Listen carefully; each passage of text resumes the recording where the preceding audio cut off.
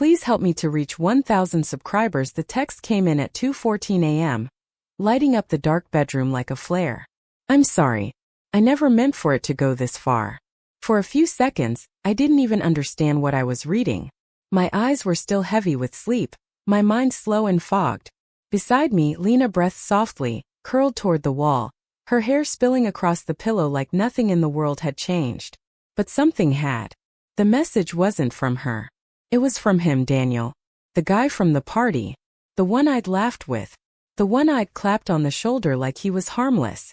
My stomach tightened in a way that felt older than thought. Instinctive. Animal.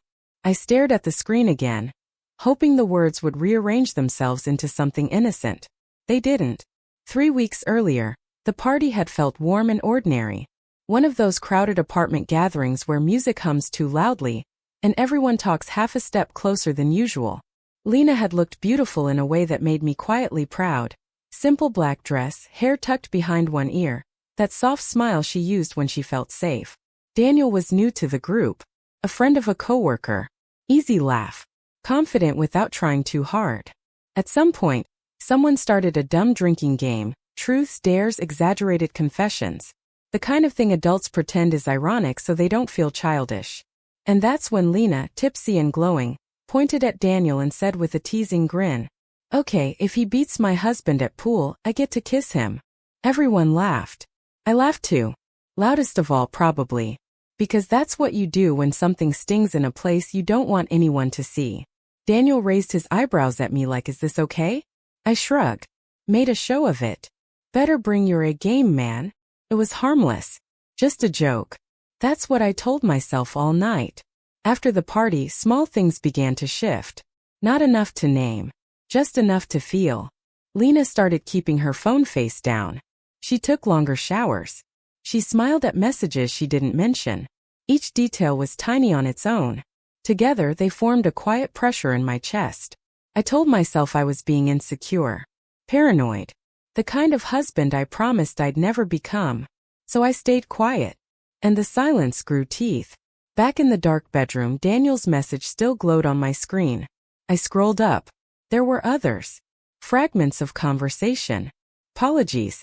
Memories of moments I hadn't known existed. I hate lying to him. We said it was just once. I can't stop thinking about you. The words felt unreal. Like reading someone else's life. My hands started shaking. Not violently, just enough to make the phone tremble.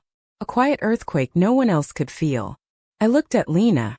The same woman who used to fall asleep on my shoulder during movies. Who cried when we adopted our dog. Who whispered "I choose you" on our wedding night like it was a promise carved in stone. I wondered when that stone had started to crack. Morning arrived slowly, gray light leaking through the curtains. I didn't sleep again. When Lena woke, she smiled automatically, the soft, ordinary smile of routine. "Hey, you're up early." My voice sounded unfamiliar, like it belonged to someone older. Who's Daniel apologizing to? The smile disappeared. Not dramatically. Just gone. And in that quiet absence, I understood everything. She sat up, pulling the blanket around herself like armor. "How much did you read?" Enough, I thought. Enough to know the joke wasn't harmless. Enough to know something sacred had been handled carelessly, like glass set too close to an edge. "Did you kiss him?" I asked. A long pause. Then a whisper. "Yes." The word didn't explode. It sank. Heavy and silent, like a stone dropped into deep water. "And more?" I asked. Tears filled her eyes before the answer came. "Yes." People imagine betrayal as shouting, breaking things, dramatic exits. But the real moment is quieter than that. It's sitting on the edge of a bed, realizing the life you trusted has been edited without your permission. It's noticing how ordinary the room looks while something inside you collapses. I wanted to scream. Instead, I asked questions. Calm ones. Careful ones. Because some part of me still hoped there was a version of this story that didn't end in ruin. She said it was a mistake. That the joke blurred a boundary. That attention felt exciting in a way she hadn't expected. That she hated herself afterward. Every sentence sounded sincere. None of them made the pain smaller. The hardest part wasn't the images in my head. It was the memories. Our first apartment with the broken heater. Late-night grocery runs. Her hand squeezing mine during bad news. All of it still real. All of it now uncertain. Love doesn't disappear when trust breaks. It lingers.